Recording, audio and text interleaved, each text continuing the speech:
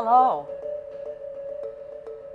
my name is Nancy, and Hi, my name is Rowan. welcome. Welcome to Hands on Health. Deaf and hard of hearing services sponsor this program, Hands on Health. Today we're talking about empowerment and making good choices. Today's program will be covering influenza, that we will also call the flu. And today we have a special guest with us whose name is Mary Wisinski, who works for the Kent County Health Department.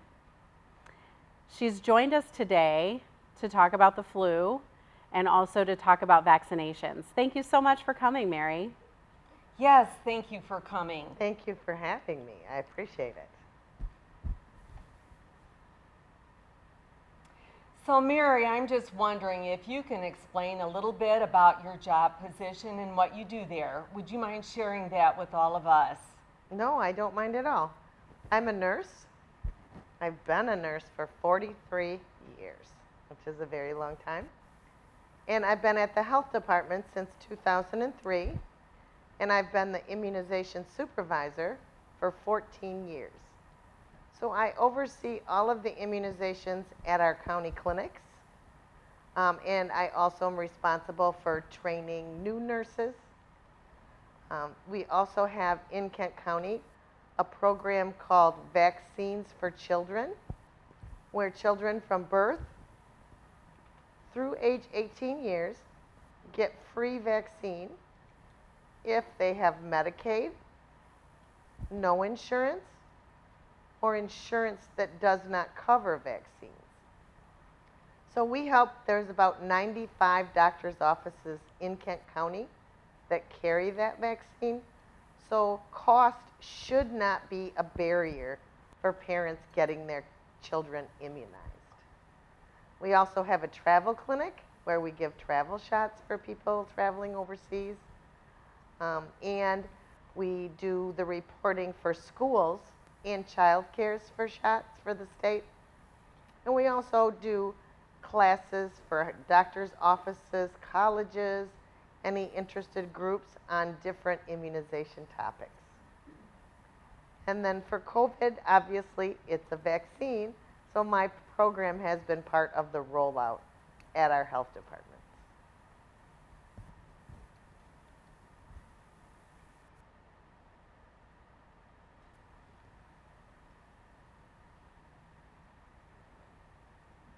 So Mary, can you explain the term flu? What flu has as far as symptoms and how one responds to it? Sure. The flu is a contagious respiratory disease. So how it's spread is through droplets that come out into the air when people cough, sing, talk, sneeze, and so it goes out into the air, and it looks like this. And here's a man coughing, and you can see all of these. You can't actually see them. This picture looks like you can, but this is what you don't see in the air, and then you breathe it in. You can have a mild case of flu, or you can be very sick. So the flu can cause fevers, aches, chills. Sometimes there's a dry cough that goes along with it. But the problem, and people say, well, I've had the flu, I did okay. But the complications can be pneumonia, making whatever conditions you have worse, and you can end up in the hospital, you can end up in the intensive care unit.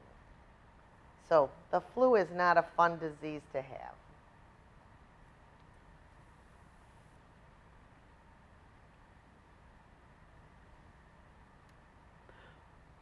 So now we have the start of the flu season, plus we're in the middle of a pandemic with COVID, and it seems that possibly the symptoms are the same. So how can you recognize if you have the flu or if you have COVID? I wish it was easy. It's not. Many of the signs and symptoms are the same. Nancy's going to help me with this chart here. And I included allergies, cold, flu, and COVID-19. Because as Rowan said, it's flu season, we're in a pandemic. It's also allergy season for a lot of people.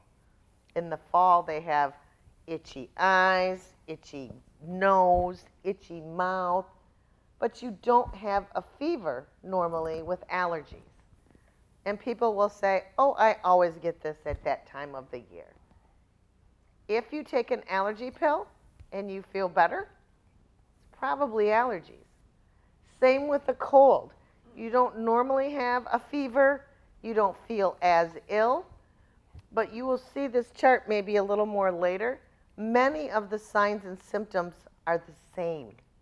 So it is hard. How do you know? Is it flu? Is it COVID? One symptom is only COVID, and that is loss of taste or smell. So what do? You need to stay home when you're sick, especially if you have a fever. Take your fever-reducing medicine, and sometimes if you're not getting better in a few days, call your doctor. The only way they may be able to tell is to do a test to see if it's the flu or COVID. And that will tell us the answer to what is going on. Any questions, Nancy? Yes.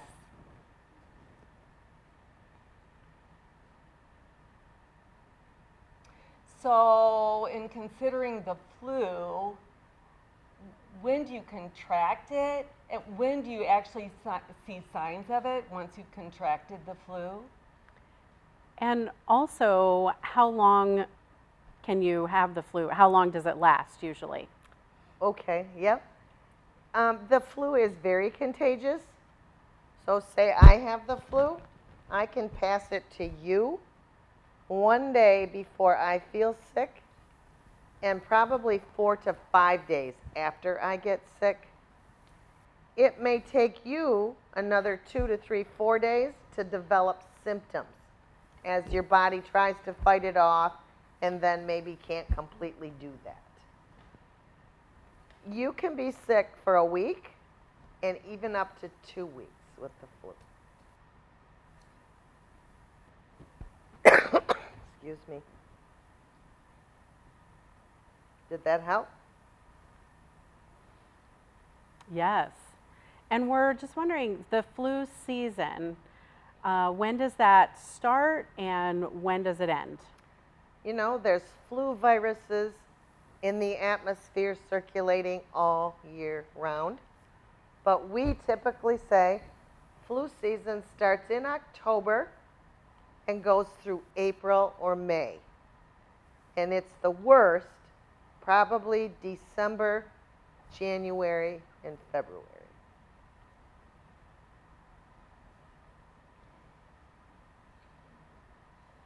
Wow, so that's quite a season. I was thinking that we're just looking at fall, but I've learned something new here. In looking at adults versus children, do they indicate the same symptoms when they're sick? Is one of shorter duration than the other when we compare children to adults? Every person is different. I don't think you can compare kids and adults. Some kids may not be as sick as an adult, but every year we do have kids die from flu. So some children can get very ill with the flu. So everyone's different, and depending on if you've been exposed to that particular virus before, you may not be as sick as if it's your first time. So I can't predict that.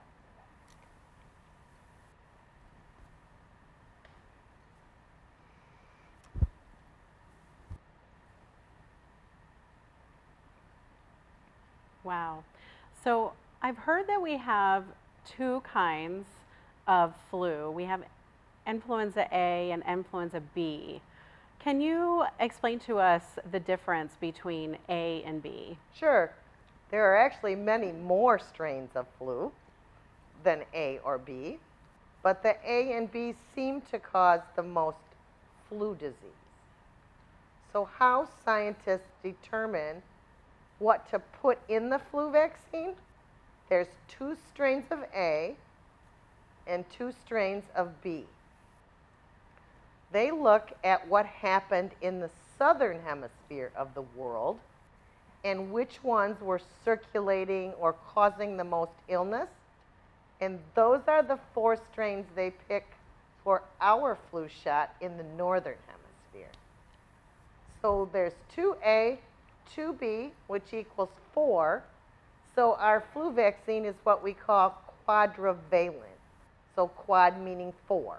There's 4 strains, 2A, 2B, and they're all in the same shot. You don't need separate shots for each one. So it sounds like it's a guess, right? It is a guess, but it's an educated guess to see which ones are going to cause the most disease.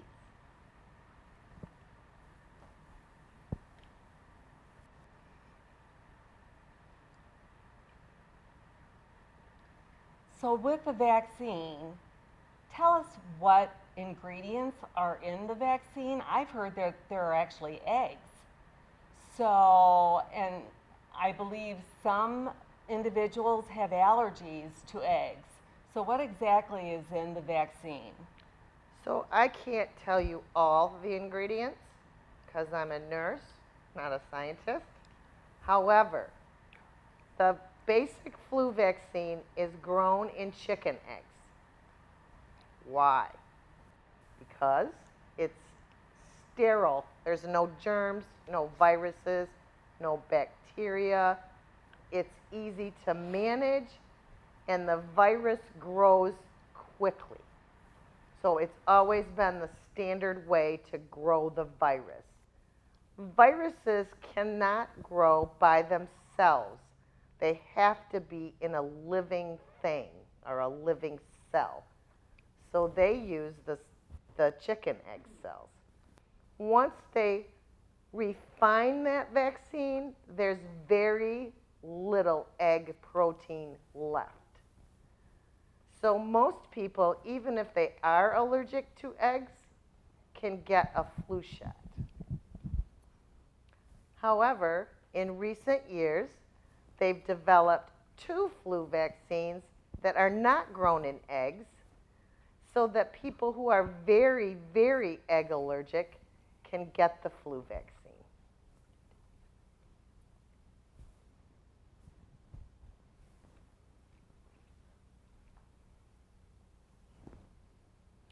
On our previous shows, we had talked about the COVID vaccine, and we had talked about Pfizer and Moderna, and the Pfizer vaccine being 95% effective. How effective is the flu vaccine? That effectiveness changes every flu season. And they don't know how effective it is until they do studies a year later. Now, last year, we didn't have much flu. It's going to be hard to say how effective it was. But why didn't we have flu? The kids weren't in school. Businesses and restaurants were closed. We wore masks. So, hardly any flu. But let's just say it's somewhere between 45% to 60% effective. It's lower than the COVID vaccine. And people will say, why should I get a flu shot?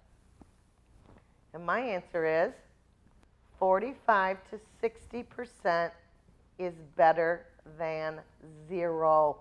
And if you don't get a shot, you have 0.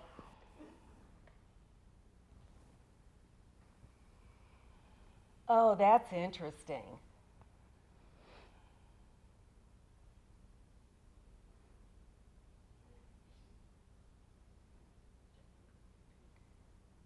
When we look at what's age appropriate, what ages do we start with in order to give the flu vaccine?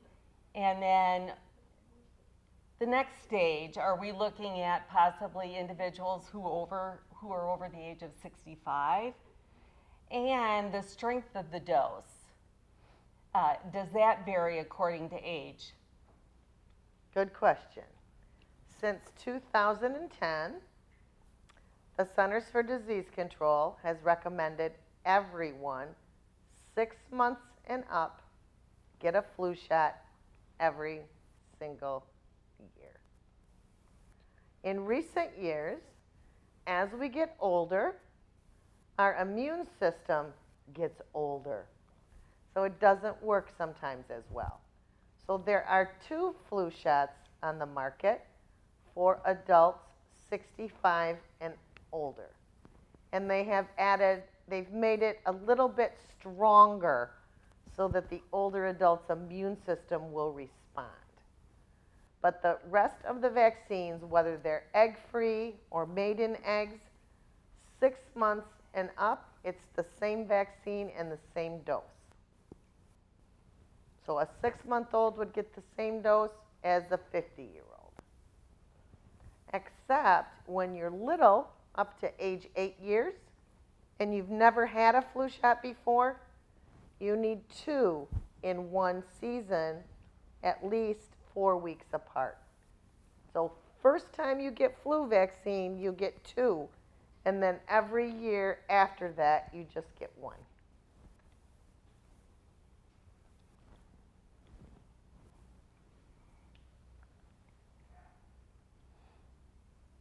So I'm just curious, with the flu vaccine, when is the best time to get that during the year? Is it the start of September or October, or when should we get that vaccine? Yes. The best time to get a flu vaccine for normal adults is September and October, because we want to make sure that the benefits last through the flu season, which could go into March and April. I'm going to change that up a little, because if you're a little child and your doctor has flu vaccine in August, you can get your first dose, which will then put your 4-week later dose into September and October.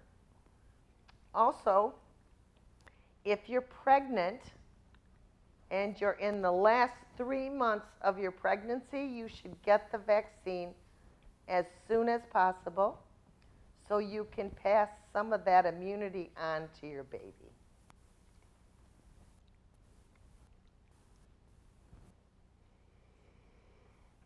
I see.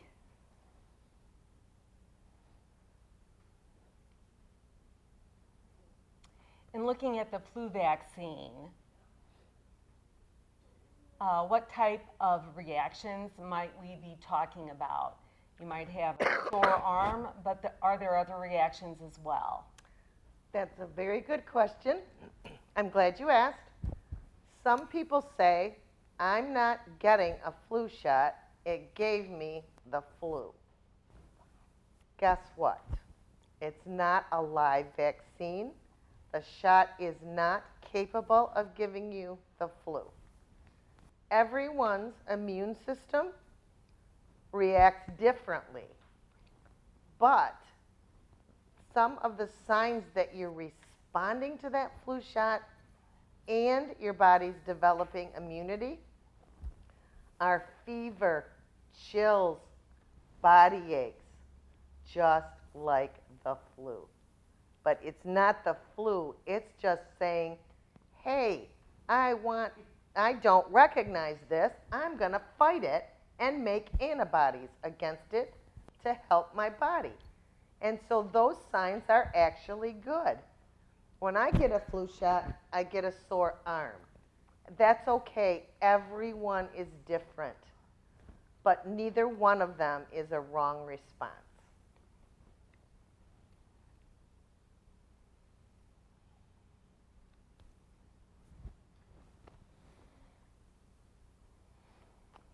So suppose a person had not yet gotten the COVID vaccine, and then they decide that they want both the COVID vaccine and the flu vaccine.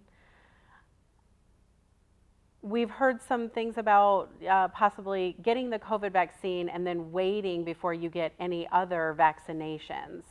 Do you have a recommendation for which one a person should get first, if they should get the COVID vaccine first or the flu vaccine, or the time that they have to separate both if they decide to go with the COVID one first or the flu? Give us some explanation around that. That is a very good question. Because the COVID vaccine is new, even though we know it's not a problem, the Centers for Disease Control said separate the COVID shot from other shots by 14 days. Guess what?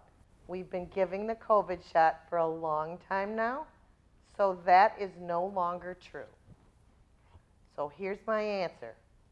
If your doctor has both, you get both the same day. They will probably just give it to you in different arms. So no need to wait.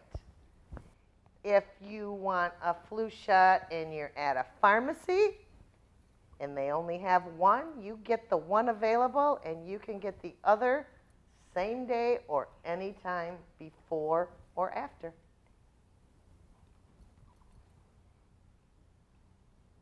Wow, that's good to know.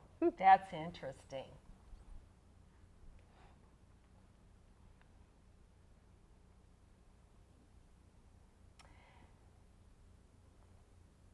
So we've been wondering, say, when we look at the flu versus COVID, do the same policies and procedures apply? Do we continue to wear masks, or what would your recommendation be? So the flu and COVID are both respiratory diseases. So that's how they're passed, the same way.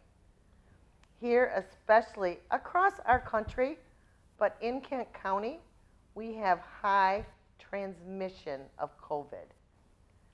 And then we're also starting flu season. It's a very good idea to continue to wear your masks. One, when you're out in public and can't socially distance. And two, even indoors when you're with other people that are the public.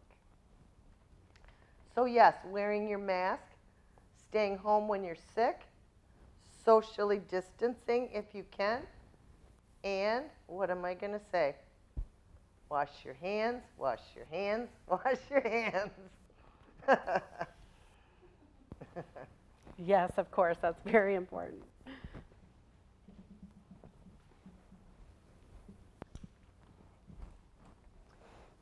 What other questions do we have, Nancy? I can't think of any other questions at this time, but the information that you've shared, Mary, is extremely interesting. And you've mentioned things that I haven't thought of. Thank you so much for sharing that information. You're welcome. And there's only one more thing I want to say because I need to talk about my clinic, right? However, you can get a flu vaccine at a pharmacy. You can get a flu vaccine at your doctor. Starting Monday, we will have the flu vaccine at the Kent County Health Department clinics. And you can call 632-7200 to schedule an appointment. So getting your flu vaccine is very important to protect yourself, those around you, and especially those babies younger than 6 months who can't be vaccinated. So thank you for having me and allowing me to share some of this with you. Yeah, and I just have a quick question about that. With setting up an appointment, You can do that online. Is there a website that you can go to? There's not yet, I'm sorry. We still have a phone. But the other thing to know is we can only bill Medicaid, Medicare, Blue Cross Blue Shield, and Blue Care Network. So if you have other insurances and you don't want to pay for it, which I wouldn't either if you have insurance, I would suggest you go to your doctor's office or to a pharmacy.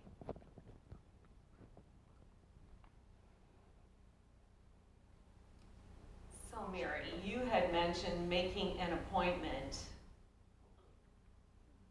So you see here that you can also ask for an interpreter when you request that appointment. You can get a sign language interpreter, which will be provided. Absolutely right, yes.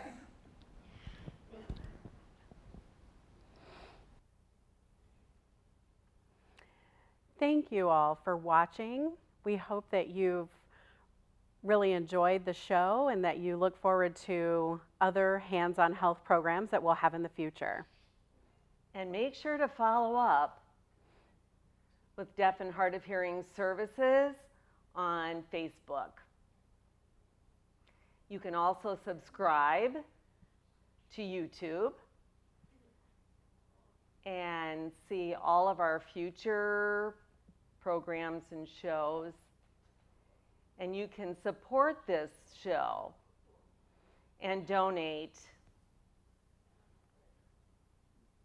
And that would be at www.deafhhs.org. Donate. And if you have any additional ideas or topics that you would like to see us discuss or any questions that you have, you can email us as well at handsonhealth@deafh8s.org. Thank you so much for watching. Thank you also, Mary, for coming and all of your explanations, and it was so clear and interesting. Thank you so much. You're welcome.